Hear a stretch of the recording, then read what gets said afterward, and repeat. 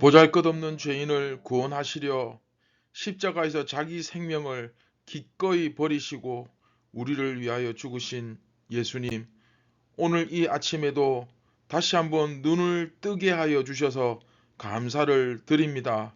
우리가 이 땅에서 오늘 하루도 살아갈진대 육신으로 살지 않고 영으로 살게 하여 주시옵소서. 이 시간 특별히 말씀을 묵상할 때에 우리 심령 가운데 생명의 빵을 먹여주시고 그 주님께서 공급해 주시는 놀라운 생명력으로 이 땅 가운데서 그리스도인으로 살게 하여 주옵소서.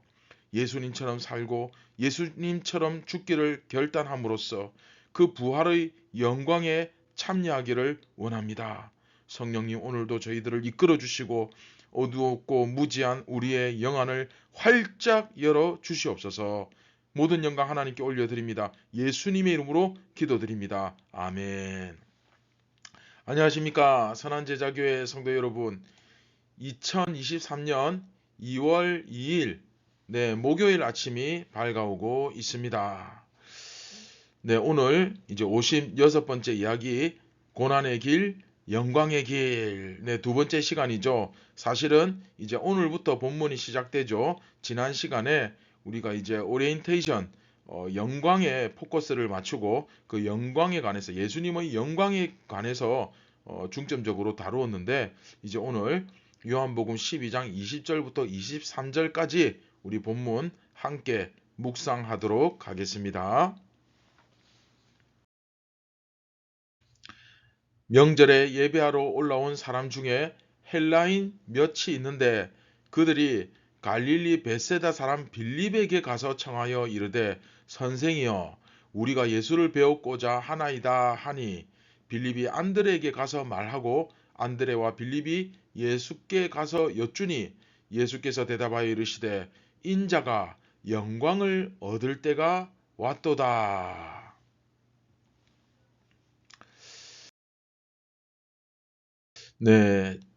지난 이야기에서, 그 앞에 이야기에서 바리새인들이 온 세상이 그를 따른다, 그렇죠? 온 세상이 예수를 따른다 그러면서 막 탄식하는 그런 이야기가 있었는데, 그 내용 다음에 이제 오늘 본문 보시면 헬라인, 곧 유대인이 아닌, 그렇죠, 이방인들 몇 명이 예수님을 찾아오는 일이 벌어집니다. 빌립에게 가서 예수님을 보고 싶다 이렇게 이야기하니까 안드레와 빌립이 예수님께 가가지고 그 사실을 전하는 이제 그 이야기가 오늘 본문에 나옵니다. 이때 예수님께서 인자가 영광을 얻을 때가 왔도다 이런 말씀을 하시거든요. 자, 조금 전에도 말씀드렸지만 지난 시간 본문 19절에서 바리새인들이 온 세상이 그를 따른다 그러면서 막 탄식하지 않았습니까? 그 바로 다음에 이제 헬라인, 그러니까 이제는 유대인들이 아닌 헬라인들까지도 예수님을 찾아오는 일이 벌어졌죠. 이것은 이제 예수님의 명성이 유대인들에게 뿐만이 아니라 헬라인들에게까지, 이제 외국에도 다른 나라에도 퍼졌다는 그 증거를 보여주는 것입니다. 참으로 바리새인들이 말한 것처럼 온 세상이 예수님을 따르는 형국이 되어 버렸습니다. 그런 모양이 되어 버렸죠. 바리새인들은 예수님을 비꼬으면서 한 얘기인데 정말로 그렇게 되어 버렸어요. 헬라인들이 예수님을 만나고 싶어 하는데, 이게 이제 아무래도 헬라인과 유대인 사이에는 그 접근할 수 없는 그런 간격이 있지 않습니까? 유대인들은 자기들 이스라엘 말고는 모든 이방인들을 개로 생각하잖아요. 그러다 보니까 사실 접근하기가 쉽지 않죠. 그래서 빌립에게 요청합니다. 그러면 아니, 빌립도 유대인이었을 텐데 빌립은 뭐가 좀 다른가? 네, 그렇죠. 좀 다르죠. 여러분, 빌립은 그 이름 자체가 헬라식 이름입니다. 빌립이라는 이름과 그 안드레라는 이름은 헬라식 이름이에요. 우리식으로 말하면 뭐 사무엘 김, 뭐 피터 박, 뭐 다니엘 리, 뭐 그 이런 이름들이 있잖아요. 그런 느낌의 이름을 이름이라고 할 수 있습니다. 참고로 예수님의 제자들 중에 이런 헬라식 이름은 빌립과 안드레 두 사람밖에 없습니다. 빌립과 안드레만 그 헬라식 이름을 가지고 있어요. 그러니까 이제 우리가 생각을 할 수 있죠. 아마도 이 빌립과 안드레는 그 헬라파 유대인들, 그 헬라 교포 한국인 뭐 그런 것처럼 그 헬라파 유대인, 이 말은 결국 예루살렘과 유대 지역에서 원래 태어난 사람들이 아니고 그 우리나라 뭐 제일교포, 재미교포, 한국 사람인데 일본에서 태어나서 뭐 자란 사람, 미국에서 자란 사람, 그런 교포들처럼 로마의 그 다른 지역에서 태어나가지고 유대인인데 이스라엘이 그 예루살렘과 유대 지역이 아니라 그런 어떤 다른 나라에서 태어나서 그런 로마의 어떤 헬레니즘적인 그 그리스 문화, 이런 문화를 많이 접하고 갖고 있는 익숙한 아마 사람들이었을 것이다. 그렇죠? 그러니까 이 헬라인들이 그래도 좀 친근한 사람들에게 접근을 하는 거죠.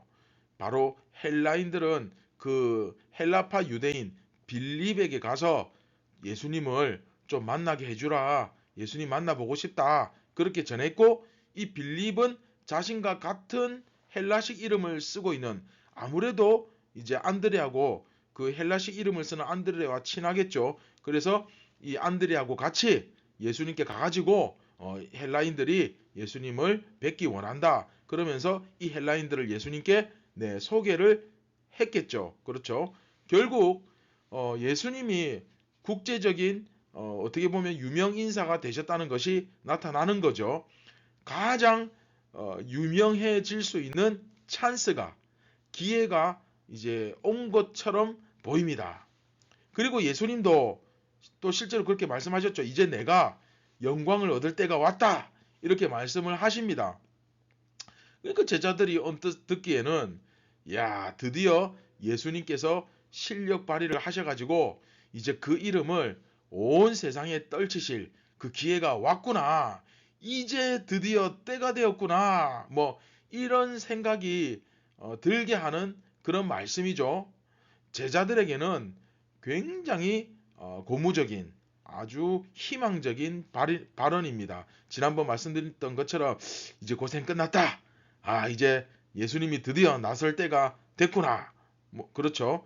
그런데 여러분, 이후의 말씀을 보시면 예수님은 전혀 다른 이야기를 하시는 것을 볼 수가 있습니다.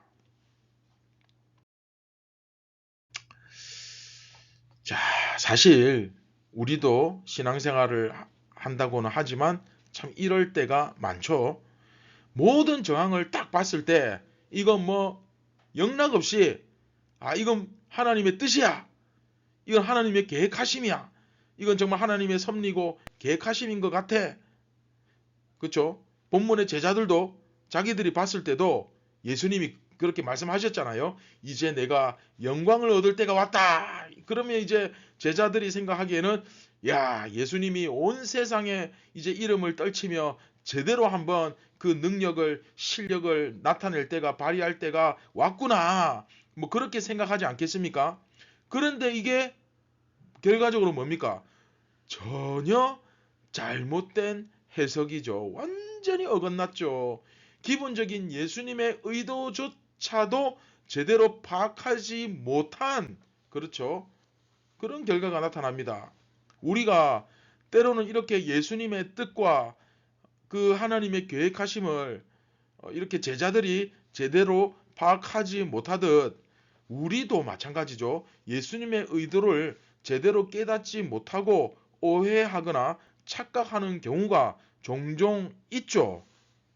내가 보기에는 이 모든 것이 하나님의 뜻과 계획하심처럼 느껴지고 마음에 상당히 고무적인, 굉장히 희망적인 그런 긍정적인 느낌마저 들죠.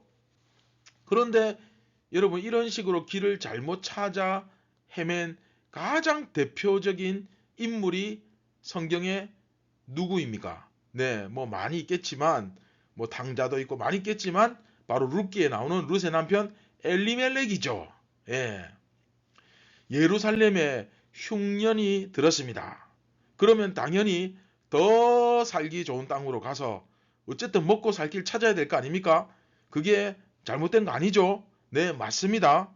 노아 홍수 때도 사람들이 먹고 살고 시집가고 장가가고 뭐 그게 나쁜 거 아닙니다. 자, 그런데 이 엘리멜렉이 예루살렘을 떠나가지고 거기서 한번 잘 살아보겠다고 더 나은 환경 한번 찾아보겠다고 나섰다가 이거 눈으로 보기에는 야 여기 가면 대박 날 것 같아 뭐 그런 생각을 한 것 같아요. 그런데 엘리멜렉은 어떻게 됩니까? 죽습니다.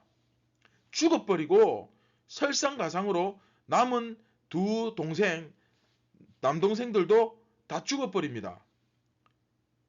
삼형제가 한번 잘 살아보겠다고 예루살렘을 떠났다가 온 집안이 삼형제 다 죽고 그때 당시에 삼형제가 다 죽으면 패가 망신이죠. 이건 그냥 소위 망한 거예요. 한 집안이 폭삭 망한 거예요.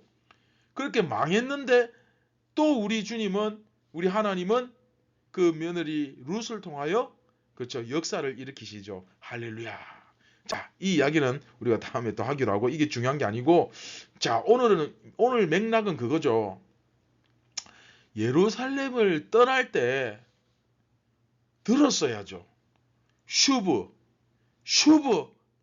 돌아오라 돌아오라 하나님의 그 간절한 음성을 제대로 깨닫고 들었어야 했죠. 그런데 그 소리 듣지 못하고 떠났죠. 어떻게 됐습니까? 죽습니다. 제자들이나 엘리멜렉이나 이런 때는 긍정의 힘이 결코 바른 신앙이 될 수 없습니다. 이건 냉정하게 이야기하면 긍정의 힘이 아니라 자기 합리화죠. 신앙의 길을 가는 것이 아니라 세상의 논리, 세상의 이치를 따라가면서 자꾸 자기 합리화를 시키는 거죠. 우리가 이런 식으로 자기 합리화를 하면서 예수님을 따라가지 않고 자기 소견에 옳은 대로 행할 때가 얼마나 많이 있습니까? 그러면서 뭔가 내가 또 믿는 사람이라고 하기에는 미안하니까 자기 합리화를 해야죠. 예, 해야 됩니다. 그러면서 또 애를 써요. 그런데 그게 의미가 있습니까?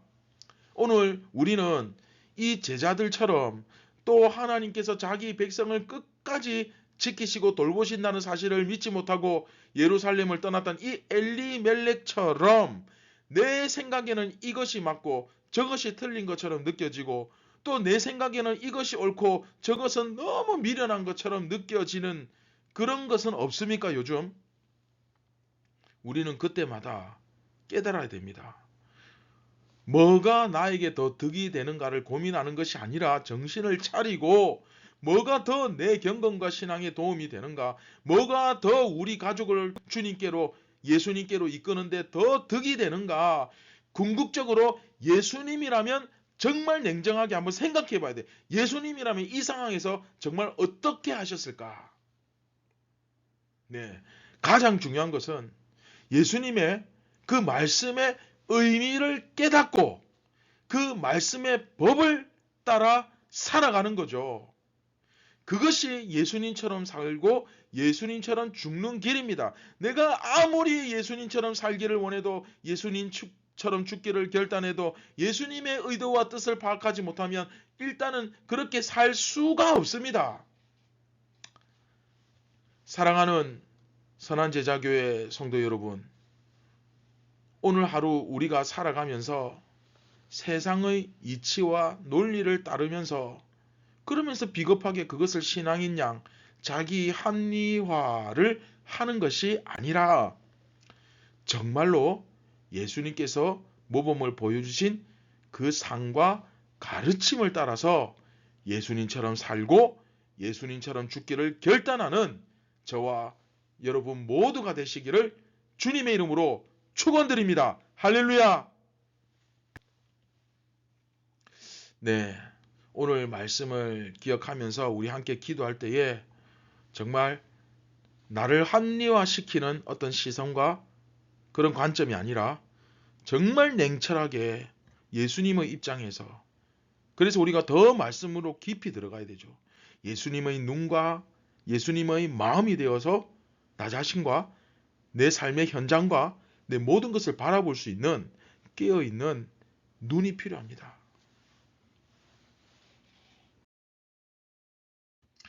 우리 다 함께 그런 갈급한 심령을 가지고 이 시간 같이 기도하겠습니다. 참 고마우신 하나님 아버지 감사를 드립니다. 오늘도 무지하고 어리석은 우리의 눈을 열어주시고 슈브 슈브 돌아오라 돌아오라 그렇게 외치시는 그 예수님의 음성을 들을 수 있는 귀가 열리게 하여 주시옵소서. 순간순간 우리 삶 속에 개입하셔서 끊임없이 우리에게 말씀하시고 지혜를 주시고 길을 주시는 예수님, 우리가 주님의 그 음성을 깨닫지 못하고 그 가르침을 온전히 이해하지 못해 오늘 본문의 제자들처럼 엉뚱하게 해석하는 그런 모습이 우리에게도 있음을 솔직하게 고백합니다. 예수님, 오늘 우리의 의식을 깨끗하게 정결하게 씻어 주셔서 예수님의 마음으로 예수님의 눈으로 나 자신을 볼 수 있게 도와주시옵소서. 오늘 하루도 예수님처럼 살고 예수님처럼 죽기를 간절히 결단하며 소망합니다. 모든 영광 하나님께 올려드립니다. 예수님의 이름으로 기도드립니다. 아멘. 사랑하는 사랑제자계 성도 여러분, 오늘 하루도 정말 그 예수님의 마음과 내가 하나가 되어 동화가 되어 예수님이 내 안에 내가 예수님 안에 가는 그런 복된 하루가 되시기를 주님의 이름으로 축복합니다. 감사합니다.